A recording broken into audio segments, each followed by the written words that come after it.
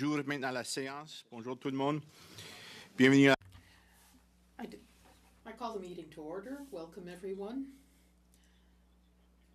Welcome to meeting number 63 of the House of Commons Standing Committee on Public Accounts.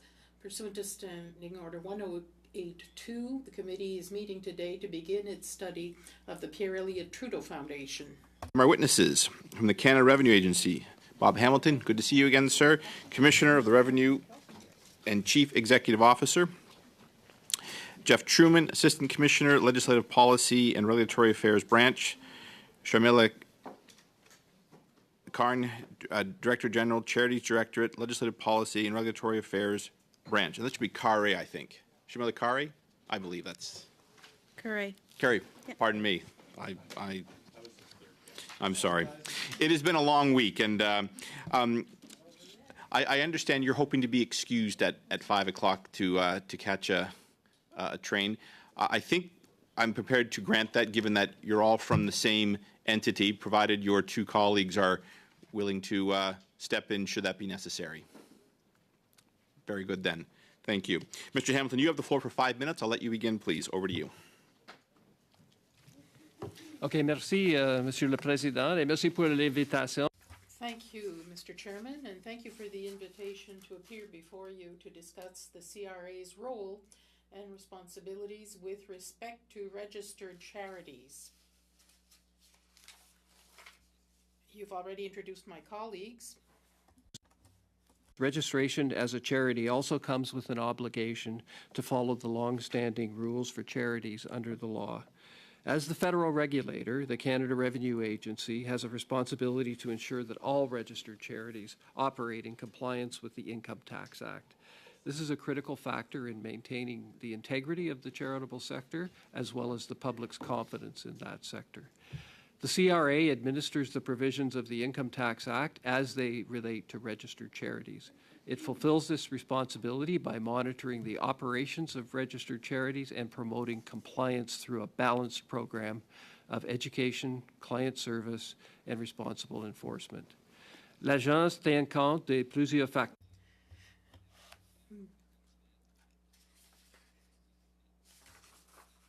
There are several factors that CRA considers when making a determination as to whether an organization qualifies or continues to qualify for registration.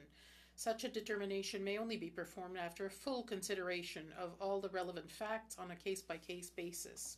Risk-based approach to promote and enforce compliance. We have a number of educational tools and initiatives such as outreach programs, client service programs, reminder letters, website information to help charities better understand their legal obligations.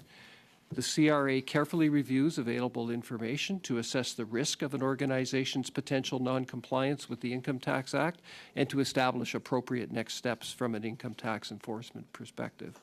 Any next steps for enforcement would be informed by the conclusion of our risk assessment. Where warranted, CRA may undertake an audit. Non-audit interventions are intended to proactively prevent or address minor types of noncompliance, which in turn allows the CRA to direct its audit resources to those charities that are of higher risk of engaging in more serious acts of noncompliance. Generally speaking, a charity's noncompliance is deemed to be high risk when the charity's operations pose risks to charitable donors or beneficiaries, charitable assets, or Canada's tax base.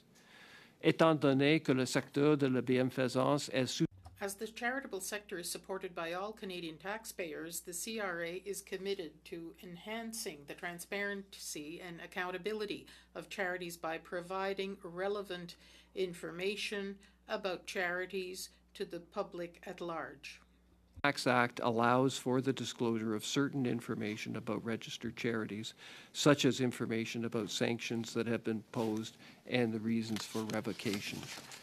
The CRA's list of charities and certain other qualified donees provides a significant amount of information about each charity, further identifies what other information about charities is publicly available, and provides instructions on how the public can request this information.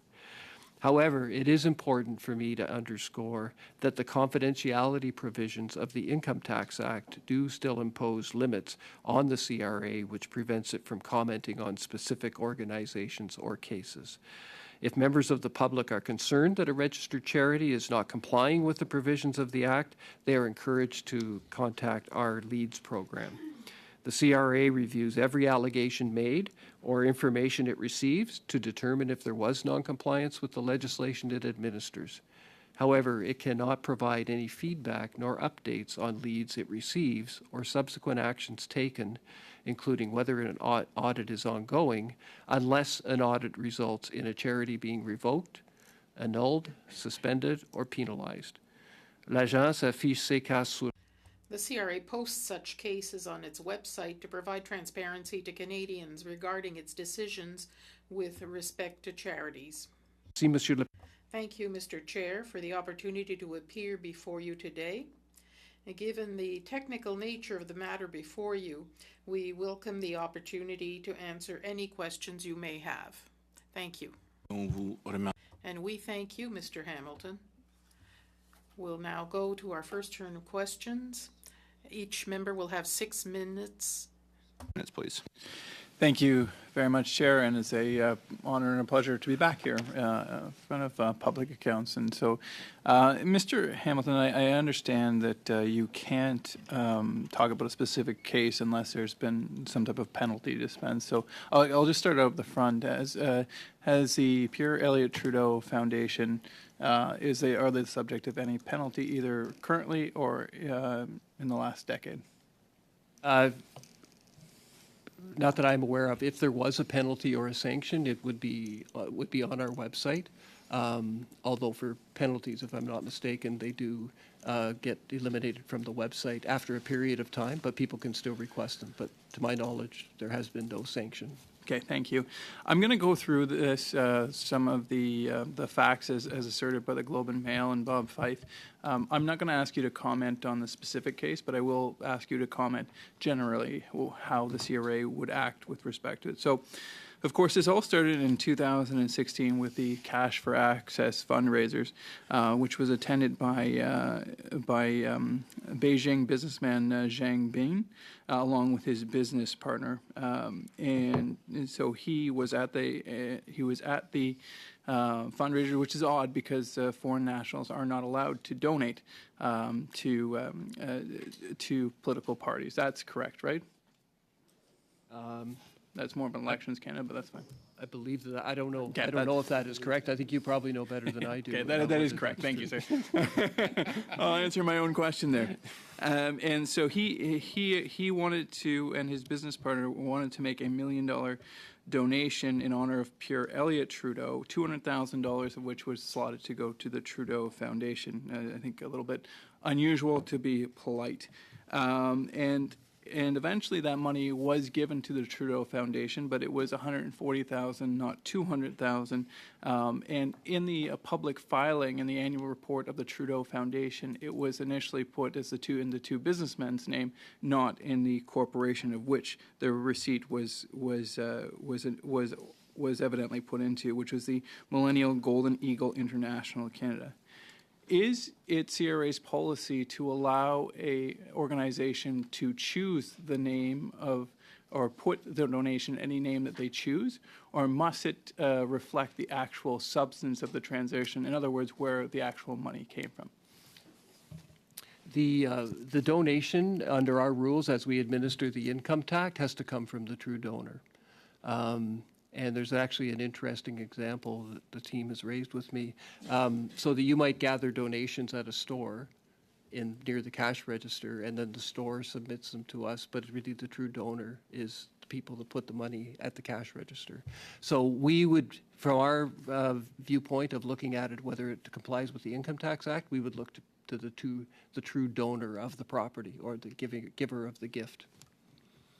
So I guess just to put a hypothetical in front of you, if in fact a foreign state gave $440,000 to a shell corporation, the shell corporation then immediately transferred that money on to a charity, who should that receipt be issued to? Yeah, Mr. Chair, I'm probably not going to go too far into hypotheticals in this world, because often when you look at it, there's what does the charity know at the time, and what are the true facts of the situation. So it probably would be unfair for me to speculate on that in this case. I will say, though, we do look to the extent the case comes in front of our attention, we would look to the true donor. But you're looking towards the substance of just in general. I'm not talking about that specific case, but you're looking from where the money, as you gave with the cash registered example, you're looking to where the actual funds came from, and you believe, in general, that that's where the receipt should go. Correct? Yeah, I think and I'll turn to my colleague, perhaps Jeff, but in the legal world, there's the question of giving the gift and how do you treat that legally, and I think we draw our rules from that basis. That's fine. Bob. Okay. You've covered it well. Sorry, Mr. Hamilton. We've spent so much time together, Bobby. Yeah. But on that, so if in fact a receipt was given to the incorrect donor, I believe that there's a penalty of 125%. So if an organization has purposely and willfully put the incorrect name on a donation receipt, that is punishable by 125% penalty. I can't, Sharmila may be able to talk about the penalty, but I would just note that people can give anonymous donations. There doesn't have to be a receipt with every donation. The receipt is valuable if you're going to claim the tax deduction. If an organization does issue one and willfully puts the incorrect donor, in other words, the individual who did not donate the money, that there is a penalty attached. As you said, registration, although it has privileges, comes with its responsibilities. Yeah, Sharmila, can you elaborate? So when we are taking compliance actions, there's a range of options available to us. If it's a first offense, maybe it's something that can be corrected through an education letter. If it's something that the charity has repeated over time, it may be something that merits a penalty. If you're interested in the various penalties under the Income Tax Act, that's certainly something we could provide to you in writing. So would it also be potentially an offense if you put an incorrect address, knowing that that's not actually the organization? So if does the information on the receipt have to be correct? In the income tax regulations, there's outlined all of the requirements for proper receipting. They are quite numerous, the requirements for the receipts. It has to be followed. But in each situation, you're going to have to look at the facts and go in and see what's actually happened. Thank you very much. Mr. Fragaskatos, you have the floor for 6 minutes. Thank you, Chair. Thank you to officials for being here.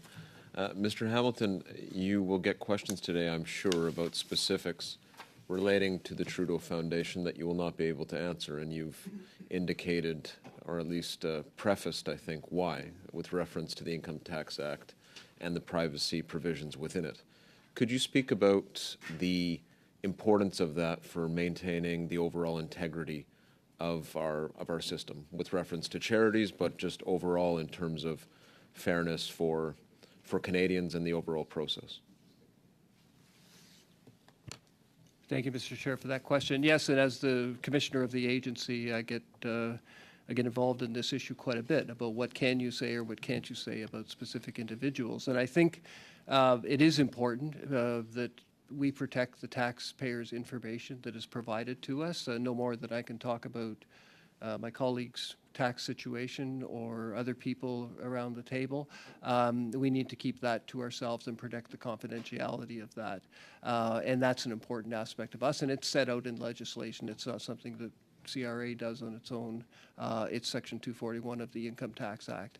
I would say, though, just as I mentioned in my opening remarks, there are some specific places that we are encouraged to be transparent with charities because of the special nature of that incentive. And so there is transparency to some degree where we can, as again set out in legislation, that effectively exempt it from Section 241. But it's really one of the cornerstones of the Income Tax Act that we have to protect that information on specific cases. Thank you very much.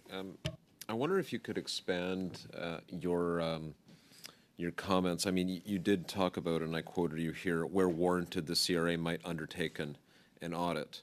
It prompted my thinking to ask a question about the general process with respect to investigations of charities. How does a charity typically come to the attention of the CRA where there's a concern about their activities? How are they chosen for investigation? If something comes up where there is a concern, what avenues are exercised to move that along? Any thoughts on that? Any comments that you can provide? Certainly, Mr. Chair. So I deal with it in two parts. The first part is how do we select, things where we might want to look into more. And we would have our own monitoring that we do within the Charities Directorate in terms of the charities that are out there, or we may uncover something that we want to investigate further. We may get leads, as I mentioned, that somebody tells us something that they think is inappropriate, and we follow up on all of those leads to investigate it. And we do so, and then after we've done that, we take a risk-based approach. So where do we think the highest risks are of all of the things that have come to our attention, and we move on that basis. Now, once we decide to do something, we have, as Sharmila indicated, a range of tools in our toolkit. We can do some education, because charities is a very broad grouping of organizations, some very sophisticated, some less sophisticated. So we might find that a conversation, education, is a very effective thing to put things back on track. And as Sharmila said, if it seems to be something that's one-time, accidental, we can do it there. If it needs to go a bit further, we can write a letter, administrative fairness letter to the entity and say, we've uncovered these things, we need you to fix them up. They get an opportunity to give us their side, and then we go from there. And then at the end, we may decide to do an audit. The audit could lead to the administrative fairness letter, but an audit is really where we walk in and look into the books in detail and go from there. So we have that range of tools that we can use, and it all we get the input in, we do a risk assessment, then we decide what tool is the best placed. Thank you very much. You've mentioned the LEADS program here in your answer, and you made reference to it in your testimony. I'm not sure many Canadians will know about that, and it does relate to the overall integrity of the process, because as I understand it, this allows Canadians where concerns exist to elevate those concerns anonymously to the CRA. Could you expand, Commissioner, with a little more information on what the LEADS program is all about? Yeah, the LEADS program is where we encourage people to come to us if they think that there is an issue somewhere. And then, as I said, we follow up on all of those. And that would apply not just in charities. It cuts across all areas of compliance within the agency. And then what happens, we investigate all of them to some degree, and then we can form a judgment as we go in and see how serious is this, do we need to continue or not. I think the interesting thing on the leads to identify is if you give us a lead, we don't go back to you and report on, okay, thanks for your lead, we're now at this stage of the process, that stage. The only way we start talking about what has happened is if we sanction, if we have a penalty, if we have a revocation, then it's public knowledge. So the LEADS program can be quite effective, and we encourage people, if they see something, to bring it to our attention so that we can look at it. Not every lead results in a revocation, obviously, but it is information that helps us steer our activities and our resources in the right places. Mr. Chair, I have about 10 seconds Yeah, left, you got time for a quick one if you want. Well, no, I just go back to, I think, the importance of the integrity of the overall system. I think there's a fairness element here, and colleagues might be frustrated with lack of specific answers that they get today to some of their questions, but I think you've explained, Commissioner, why privacy has to be paramount in the process, not just with respect to this organization, but all organizations. Thank you. Thank you very much. Turning now, maintenant c'est Madame Secrétaire Desgagnés. Ms. Desgagnés, you have the floor for 6 minutes. Thank you, Mr. Chairman. I thank the witnesses for being here today. I'll get into questions immediately because I have many for you today. A foundation, according to tax rules, until late 2022, had to pay 3.5% of its assets as donations. Ms. Freeland changed that. Now it's 5% in 2023. So what are the consequences for non-compliance with that rule?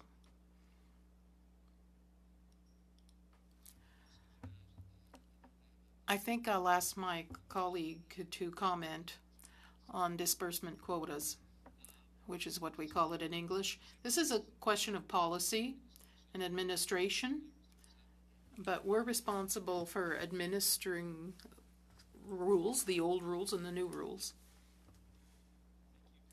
And yes, the disbursement quota is particularly important for foundations and ensuring that they meet that.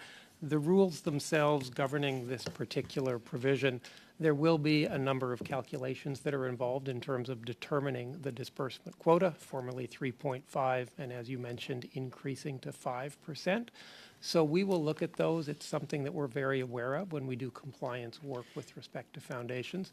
There may not be an exact match every year. There is the possibility of averaging these amounts over a number of years, providing a carry forward or a carry back so that the foundations have a little bit of flexibility in terms of when and how they choose to deploy their funds in order to meet their needs. Sorry.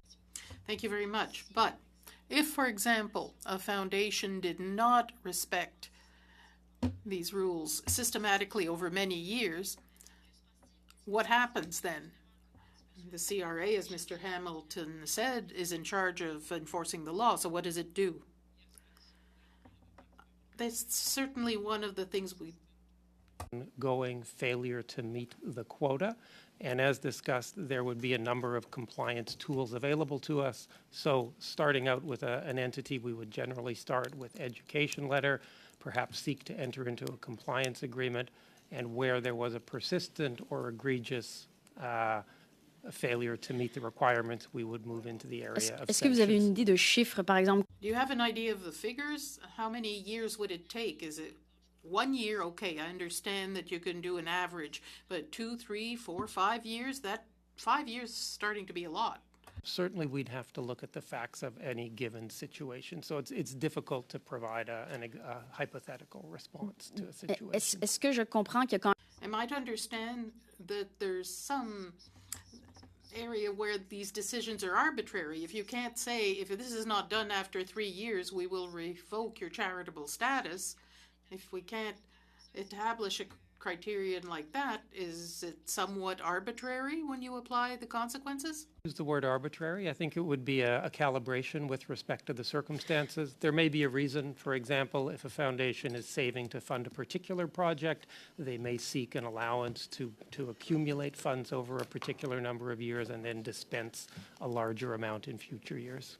Bon, une autre question. Okay, another question then. When it comes to donations from abroad, is it a good practice to issue a receipt, a name that's different than the person who actually made the donation? As noted earlier, our general approach is certainly that the receipt should be put in the name of the true donor.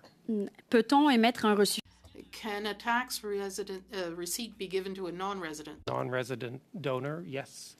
Generally speaking, the receipt is issued because individuals would have an interest in the tax credit or the tax deduction. A non-resident would need to have some sort of taxable income in Canada to benefit from that. Donc, par exemple, So, for example, if we look at a company called Aigle d'Or du Millénaire, a registered company, for example, the fact that its shareholders are abroad doesn't present a problem. I understand that. However, not for the CRA anyway, but in terms of tax receipts, do you remember if there was some interest in getting some tax relief because of this donation? I can't provide a commentary on this specific situation. I'm sorry. parfait. That's fine. Could you at least tell me whether you are aware of the links between this company and China? And I'm not able to comment on the specifics in this case. Parfait. That's fine. I'd like to get back to the decisions made by the CRA. Were there any cases where charitable organizations lost their charitable status because, for example, they hadn't complied with some regulations, such as the disbursement quota or other faulty practices when it comes to charitable receipts, for instance. So there may be cases where charities are revoked for those reasons. I don't have a specific example for you right now, but this would be part of our overall compliance program. Est-ce qu'il serait Yes. possible pour vous de... Would it be possible for you to get back to us with an example? It couldn't be anonymous, but we'd like to know more specific criteria about how CRA functions. Yep. Merci beaucoup. Thank you very much. That's fine, thank you. Remain for Mr. Desjardins' round, and then he will be done in about 6 minutes and a few seconds, I'm sure. So, Mr. Desjardins, you have the floor for 6 minutes, please. Over to you. Thank you very much, Mr. Chair, and thank you for indulging me for the next few moments. I understand you have a train to catch, so I'll be 6 minutes long. I just want to follow up on the questions of my colleagues. You know, it's something that Canadians have a tough time grappling with in many ways, and so I hope that we can be able to provide the answers between your testimony and the questions asked today to help Canadians understand how intrinsically important your work is, and trying to understand and verify, for example, or at least verify your processes on how these donations are qualifiable, or the assistance that CRA could or may be providing, or lack thereof, to create situations like this. And so I want to speak specifically to the regulations pertaining to the CRA that, for example, could allow for something like this. Could you provide details about the mechanisms through which executive members or board members from the Trudeau Foundation could report to you that rules or regulations pertaining to the CRA were not followed? Or do any such mechanisms exist? Maybe on that, I'll just let my colleague answer. But I guess first I would like to anonymize the question for any way that a board member could raise an issue with us, whoever that might be in a board. I'll let Jeff or Sharmila answer it, but my sense, that's a piece of information that we would find valuable. Oh, please, kind of like the lead. Let's do it. Let's go down to it. Sharmila? I think the most appropriate venue for that type of information would be to submit it as a lead to the agency. Okay, and then with this lead to the agency, what do you do with it? We review all leads that come in that relate to registered charities, and we would look at it to see if there was some risk that was worth a deeper investigation. And how often in Canada do you receive, anonymous, let's say, requests or leads like this? I don't know if we've categorized the types of leads we've received More than one? to date. Leads from informants in charities. I know we have received leads from informants in charities before, but I don't know how many. Not certain how many, okay. Did you ever receive any notices from members of boards or charities about any rules or regulations that were not being followed within these leads?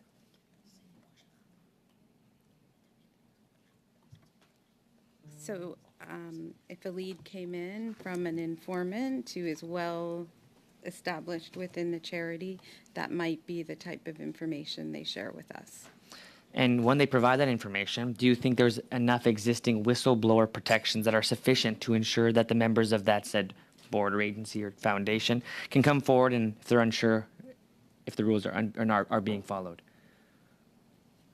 So as an agency, we never disclose our leads. And so you think there's sufficient enough protection for that person or charity member to make that lead or that disclosure to the CRA? Yes. Our belief is there's enough protection. We keep that information confidential to ourselves, and we don't communicate with the person who gave the lead unless something happens at the end. They'll see it on our website. On your earlier question, I mean, we can go back and look. Obviously, we don't have the stats in our head about that'd be types helpful, of leads. please. Yeah, if you could submit that to and the I don't committee. know if we even catch them in our data by different category, but if we do, I'm happy to provide it. Even just a total number. How many leads from corporations, registered charities, or foundations are received by the CRA? And it would also be, I think, an important number to know how many you follow up on. And I think that also protects the anonymity, that's been spoken of by the Liberals at great length of how important it is to protect the confidentiality. I do believe, however, that the summary of information does that, but also provides this committee with the valuable information to know at what rate this is happening within corporations that receive federal funds and to how many we respond.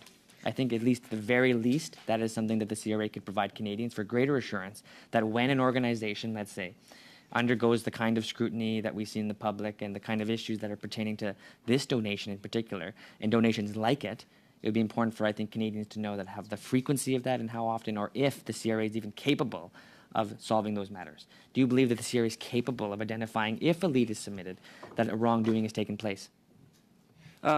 Yes, I believe we can. We have, and we can. I just want to manage, Mr. Chair, I just want to manage your expectations. I don't know how disaggregated we have our lead information. So we're going to go back and check, because we don't always keep track of every aspect, this type of lead, that type of lead. So we will go back and check, but it may not be as the level of detail that you're describing. But when we get a lead, I feel quite confident in the team and our ability to be able to look at that, see if there's something there, and if there is something, to pursue it to one of the ends we talked about: education, revocation, whatever it might be. And then just on the piece that the second part of my question related to what kinds of processes there can be offered to ensure that foundations, agencies, charities generally could approach the CRA for assistance on something like an unverified donation, let's say. In the instance where an organization has unverified donation in terms of the true donor, what is the CRA's advice? Well, I think maybe Sharmila may want to add on this, but I think our advice is, well, twofold. First, we try to provide enough information in general to people so that they know where to turn, like what's acceptable, what's not acceptable. So try to educate, because the rules can get a bit complicated and people might not know what to do. So we put a lot of effort into educating people about the rules. And then, if somebody sees something they want to contact us about, I think our best advice is to go to the LEADS program. Give us a lead, and that way, everything is confidential. We have the ability to then pursue it to whatever end that is, and then if it is a penalty or something, we will put that on our website publicly. The time from a lead that's being investigated to the time to which the CRA acts, how long is that? I would expect that would vary quite significantly, depending on what the lead is telling us, how significant, how complex. With a big charity that somebody is claiming that something is happening in a small little corner of it, could take a while. Something fairly straightforward about a relatively straightforward charity that might not be doing their receipting correctly might be quicker. So I don't know. I wouldn't. What about like suspicious And activity that of a is your board? time, I'm afraid, Mr. Desjardins. Ms. Carr, you are excused. Thank you very, very much. Turning now to our second round. We're going to begin with Mr. Genuis. You have the floor for 5 minutes, please. Thank you, Chair. I think we have quite a significant problem here, and I'm starting to perceive what is perhaps the diabolical genius behind this Frankenstein structure of an organization. To be clear, the reason this committee is interested in the Trudeau Foundation is not in terms of some private charitable organization that may have some problems. The public interest in the Trudeau Foundation is because this is a public institution. It's subject to ATIP. It's subject to various statutes, including the Federal Accountability Act. But it is not, in a sense, also a purely public institution. It has many features of public institution, including a massive injection of public money, but it also receives private donations in a way that makes it susceptible to foreign influence. You have foreign interference coming through external donations to the Trudeau Foundation at the same time as it's able to use public money. And it also benefits from the fact that it shares the name of the Prime Minister, but also there is a privileged position of power and influence for the Trudeau family within the foundation. So you have this odd organizational amalgam of family foundation with protected influence by the Prime Minister's family, public institution with public money in it, and the ability to receive foreign private donations. This makes it opaque and hard to investigate, and this also makes it at much greater risk, I think, of foreign influence, as I've spoken about before. And this is evident as we try to get to the bottom here of what happened, because the foundation said, we want the Auditor General to investigate. And initially, people on this committee said, we want the Auditor General to investigate. And the Auditor General said, well, no, I can't investigate because I can investigate where public dollars were spent, but I don't investigate where private donations were spent. So then we said, okay, well, let's have the CRA investigate. Let's ask the CRA to investigate. But what you're telling us is that you can't give us any information, basically, about what's going on. You can't tell us if you're auditing it. You can't tell us any of these details. And you can't report to us unless you've come to specific conclusions, and there's no opportunity for public scrutiny. So we have, because of the way this foundation was set up by a previous Liberal government, we have an opaqueness and an inability to actually say who's investigating, are they investigating, and to ask them what their timelines and results are going to be for that investigation. So I would just put to you that this is a significant problem for the level of accountability that we would expect of a public foundation with control, protected influence by members of the Prime Minister's family, because again, you're not able to respond to the things that we're asking. But I do want to ask you. You spoke about when we get a lead. When we get a lead, that can inform what we do. How responsive would you be in general to a parliamentary committee saying, we think it's important for CRA to look at this? If the House of Commons were to concur in the report from this committee, and the House of Commons were to vote saying, we're asking the CRA to look at it. Generally, the way the Auditor General does it is if a request has come, she preserves her independence, but she takes seriously recommendations that come from Parliament. If Parliament votes to say, we think the Trudeau Foundation needs to be audited, is that something you would take into consideration? Let's say not any foundation. Would you take that into consideration, or would you say, too bad, we're going to make our own decisions, we're going to do whatever we want? Mr. Chair, maybe I'll just separate that out a little bit, and then my colleagues may want to answer more on the question of foundations, private, public, and not talking about one. Sorry, I'm very tight for time, so if you can just be as quick as possible. Yeah, but I think it's an important part of your question. What I would say in terms of our role in looking at this kind of thing, first off, when we get information and a lead, we act on it. So we don't need Parliament or anybody to come in and tell us. Like, if we get information that we think that something seems to be going wrong, we pursue it. Okay. No, but is Parliament saying we think this is important and in the public interest? Is that part of the data you look at, or not really? Take into account for sure. Okay. But I'm saying it doesn't take that for us to look into something. Okay, so, 30 so seconds. That's I do, just in the time I have left, I want to ask you about the rules against dishonest conduct. Can you confirm that a charitable organization can already be deregistered for dishonest conduct, and would, for instance, telling the public a donation has been returned when it hadn't been returned constitute dishonest conduct, in your view? defer to the experts on that specific question, but if I just finish the one point quickly on the other one. When you look at what CRA's role in here, we are basically regulating the rules in the Income Tax Act. So there may be a lot of things happening within a foundation or a charity. We're focused on what do the rules of the income tax say, and are they respecting them in terms of, we've talked about receipting, et cetera. So I'll leave it at that for that moment. In terms of the dishonest conduct, I don't know if that would qualify, or if we could say. Mr. Jennings, don't interrupt. I'll allow an answer, but your time is up. So, Ms. Carr, if you'd like to give a brief answer to that question, I'm certainly all ears. Yeah, so, charities can't carry out activities that are illegal. So, depending on the particular facts of a situation, if that was an illegal activity, that is something that would be of interest to us from a compliance perspective. And I also just wanted to correct the record. I know the name of the organization includes the word foundation, but this organization is actually registered as a charitable organization, which is generally a doer. Thank you very much. Another Thank thing you. that's Time is up, misleading about Mr. Genuis. Ms. Yip, you have the floor for 5 minutes. Thank you for staying on later. We do appreciate it. So is there a difference between a charity and a foundation? Just following up on your answer. Sure. Go for it. So under the Income Tax Act, we have 3 different types of registered charities. Charitable organizations, those are generally the organizations that are on the ground delivering services to charitable beneficiaries. And we have 2 types of foundations, public foundations and private foundations. And those are specific designations that relate to where the money came from and the leadership of the organizations.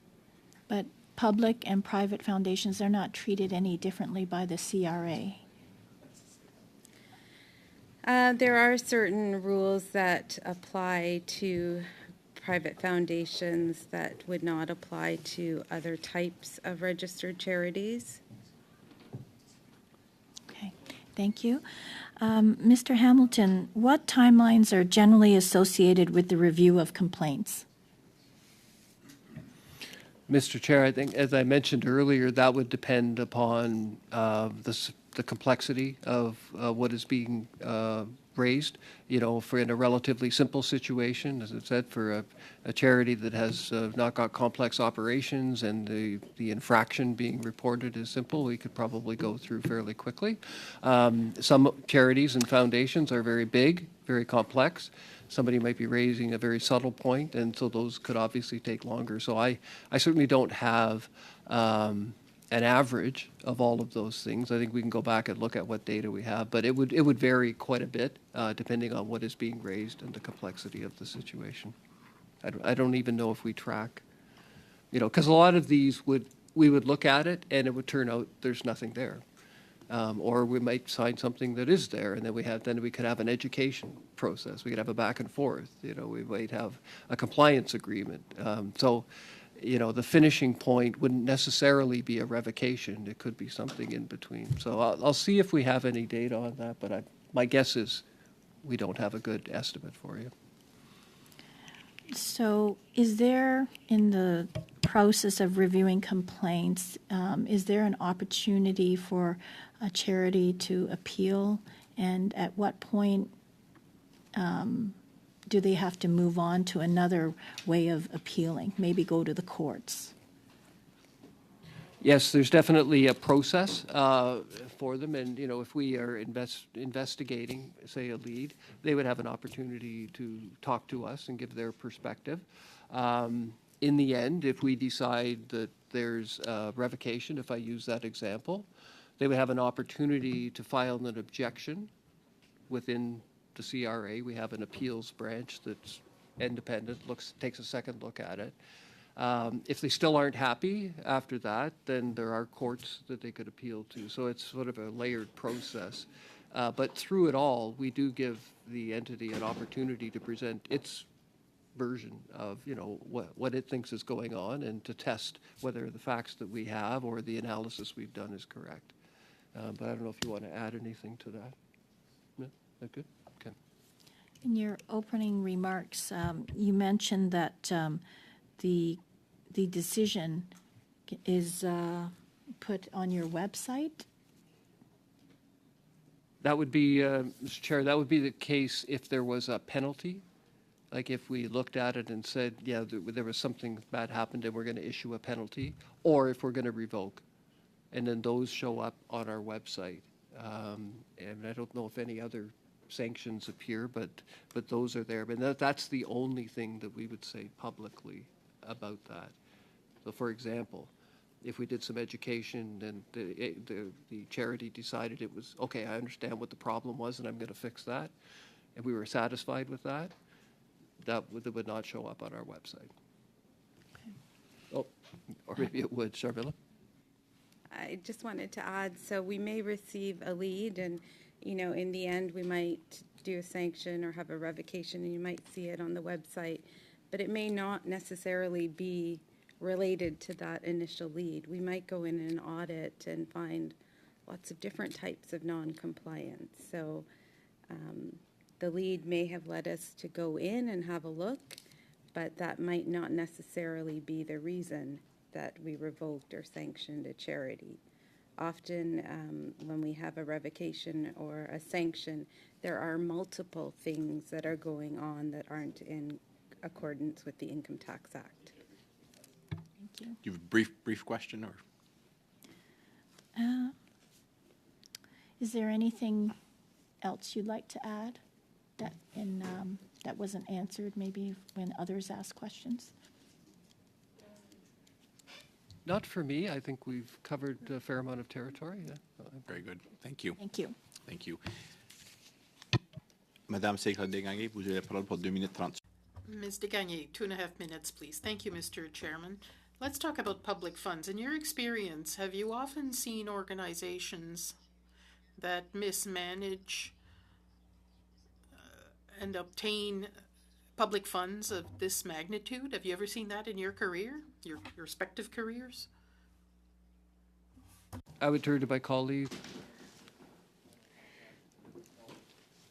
And I think that's a bit beyond the bounds of what we were coming here to talk about in the world of charity, so I can't comment on a broad question about public funds.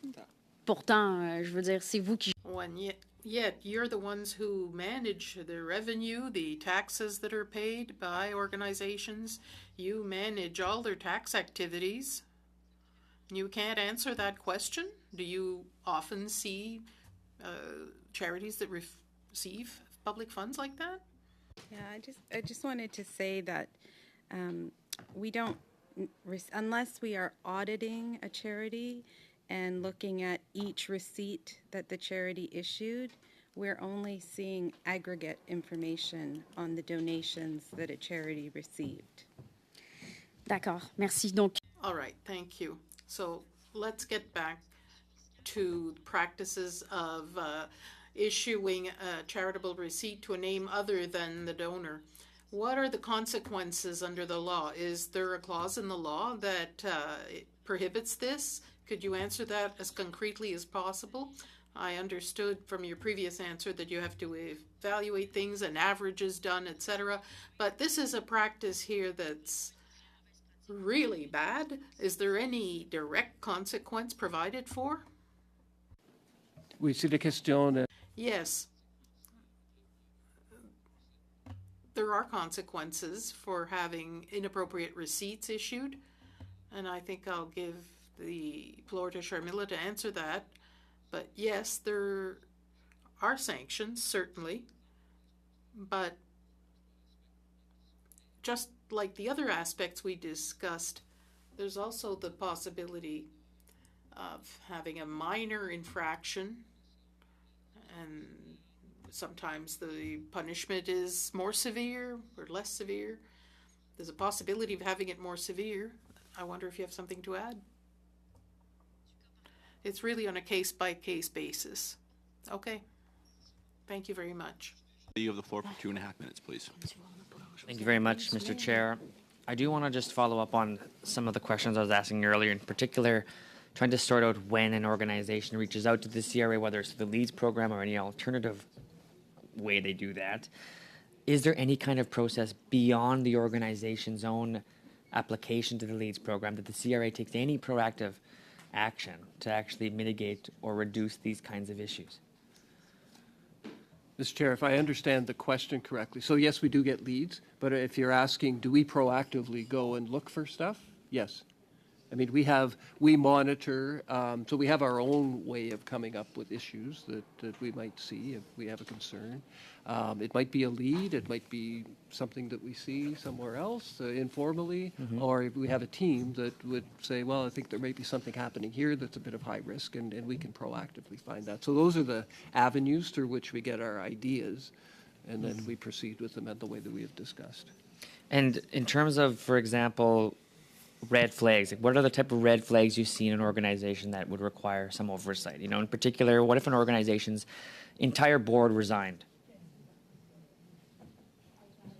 Without getting into very specific cases, but No, I'm just speaking generally. Generally, I mean, If an entire foundation's board resigned, would My that be a red sense- flag to you? yeah, my sense, and I'll look to the expert. If we see turmoil, or if we have some suspicion that maybe things aren't working as well, we might not necessarily go in, depending on what we think, but it could be something that we factor in and say, maybe it's worth a look. So It is very unusual, I think, right? in terms of your time at the CRA, organizations' boards don't often see an entire resignation of their board unless at oftentimes something strange is taking place. Would you agree with that? I'm probably not going to comment on that, and the question could Why arise not? in the broader corporate sector as well in terms of what happens with boards and that. So I wouldn't want to comment specifically on that circumstance, but just suffice to say that Circumstances, we have circumstances. We have intelligence about what's going on out there, and we try to use that intelligence to try to dictate where we best placed to put our resources to examine further whether. So would you say you're aware of some of the red flags that have taken place in the last year with organizations? I mean, maybe what the most productive thing to do, and I'll maybe put Sharmila on the spot or Jeff, what would be some of the things that would catch our attention? Let's say government endowment to an organization from, let's say, 2003. How about we pick something else? So I think it's difficult to comment on this particular situation, and the governance of charities is not within our jurisdiction. That's within the province's jurisdiction. So we're always looking to the Income Tax Act. And what is most important from a regulatory standpoint is the registered charity using its charitable resources to further its charitable purposes? That is what we are trying to ensure. So if there is trouble within a charity, it is likely that other things will be going wrong and they won't be able to meet the requirements under the Income Tax Act. But their actual governance is not within our mandate. We always have to tie back our regulatory responsibilities to the Income Tax Act. Are you furthering your charitable purposes using your charitable resources? Thank you very much. And I appreciate you not interrupting because you know my rule. Mr. McCauley, you have the floor for 5 minutes, please. I will take the quota on interrupting. Witnesses, thanks for being with us today. Now, specifically with this charity, we've seen them violate the rules and knowingly violate the rules in how they issued the receipts for the donations from the two gentlemen linked to the Beijing Communists. Apparently, they are not in compliance with their disbursement obligations. They're also apparently have not followed the obligations under the CNCA requirements as a soliciting corp. Would other charities, would this trigger an audit in other charities? I guess, Mr. Chair, the first thing I would say is I don't know the facts of the situation. Okay, we know the facts. I just told you the facts, Mr. Hamilton, so you're aware. What I read. It's broadly known in the country. Yeah, so please don't say you don't know. But I've laid it out clearly to you, Mr. Hamilton. Would this trigger an audit in other charities? And these are known facts. These are not suppositions. They're known facts. Yeah, I mean, I think I would not comment, even if we went in, but I certainly wouldn't offer a comment without having our investigation look to confirm the circumstances. What would it take to trigger an audit then?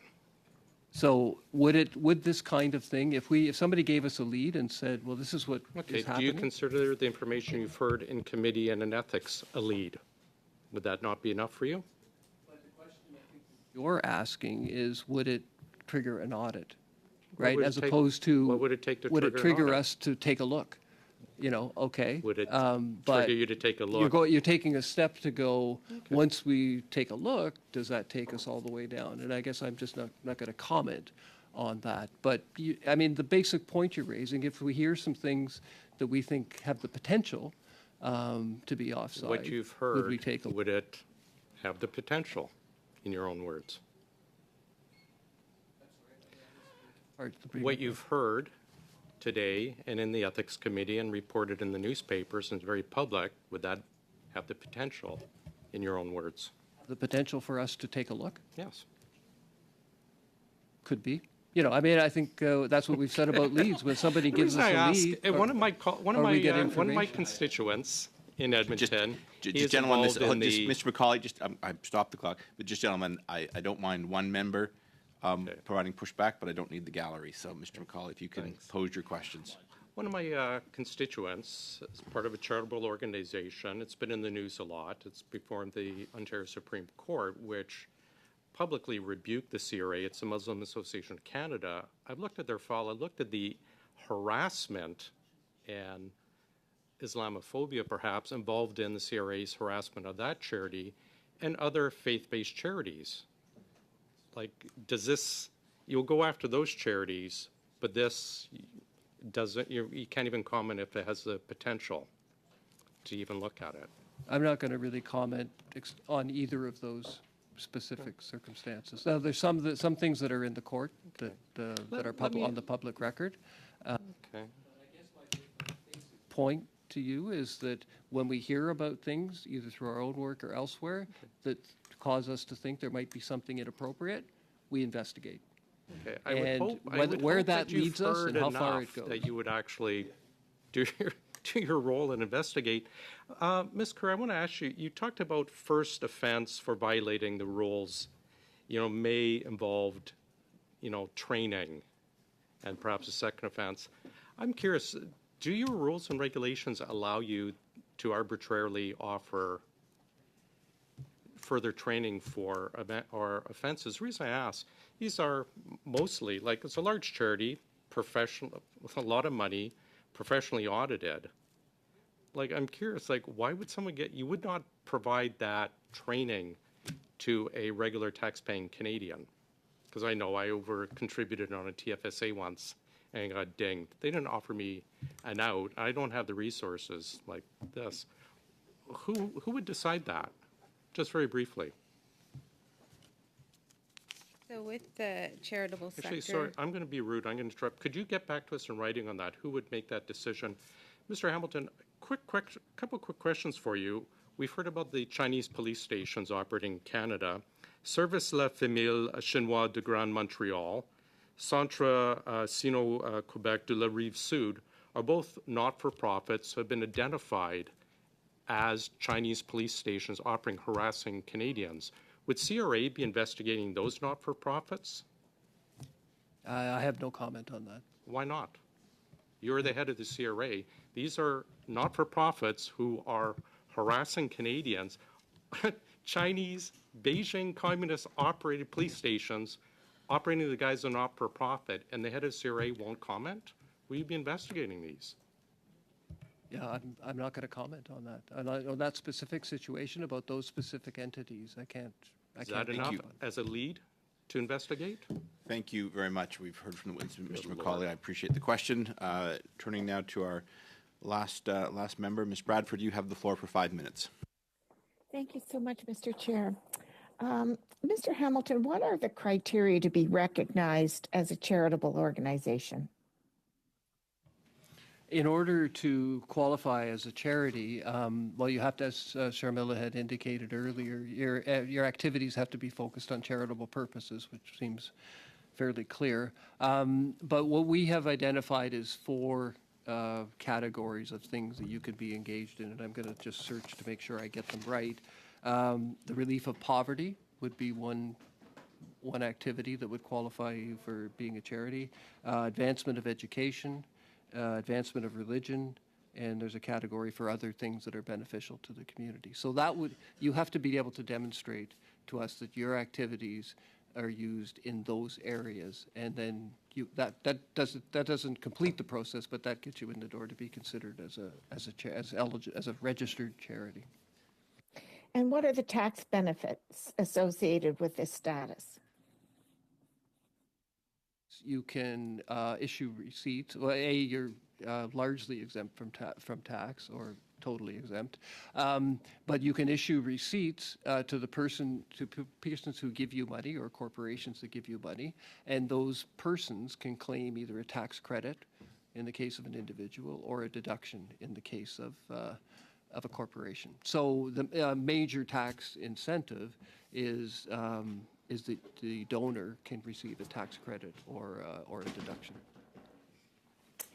And can the Canada Revenue Agency investigate the source of donations for charitable organizations? For example, if you suspect that the money is from criminal sources or is given for unlawful reasons, Do you have a means of investigating that and tracing it?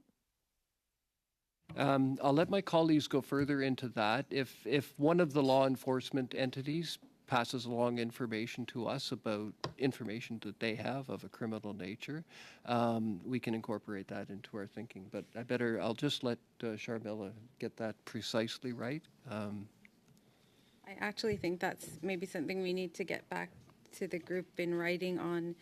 It's not something I've encountered to date. Okay. Okay, thank you. We will get And back. how does the CRA determine the penalties for misconduct under the Income Tax Act? And is it a one-size-fits-all approach, or are there different penalties that you can assess, maybe depending on how you feel, how severe it is, or the amounts involved?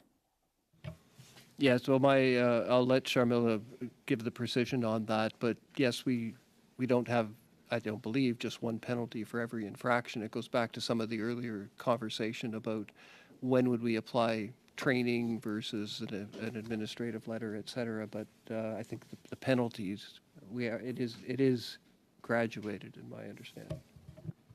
So I don't have the list of penalties and the percentages with me today, but the amount of the penalty goes up if it's a repeat offense.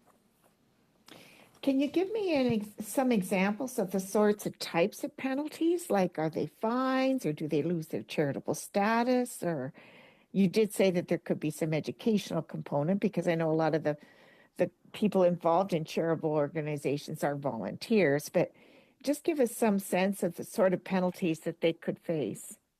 Maybe, Mr. Chair, just before Sharmila does that, what I could commit, what might be helpful here is if we just provide after the session a document that sets out what are the penalties and what circumstances for you, because we don't have it at our fingertips here. But I don't know if you have an example that you'd like to flag, Sharmila. So there's certainly penalties and sanctions that are outlined in the Income Tax Act. So a sanction could be the suspension of your receipting privileges. So for a period of a year, you're not allowed to issue receipts for tax purposes. There could also be financial penalties that you would need to pay for some type of, it could be false receipting or incorrect receipting or not meeting your disbursement quota. And then I think you used the word education. So an education letter, that's not really a fine or a penalty or a sanction. That's just a letter that we would write to the organization to help bring them back on track. We were reviewing your T3010, your annual information return. We noticed that you filled in this amount on this particular line. We think it should have been filled on a different line. You might want to correct your T3010. So we're trying to educate and bring them back into compliance with the requirements of the Act. And thank you, Ms. Bradford. That is your time. Mr. Hamilton, I appreciate you and your team coming today.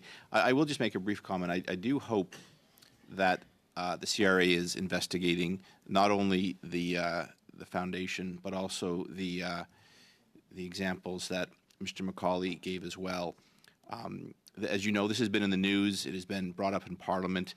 I think the public is looking for reassurance that these matters are being investigated. And while I recognize the CRA does need to ensure privacy, these are serious questions now that involve not only foreign interference, but also the management of charities and foundations in this country.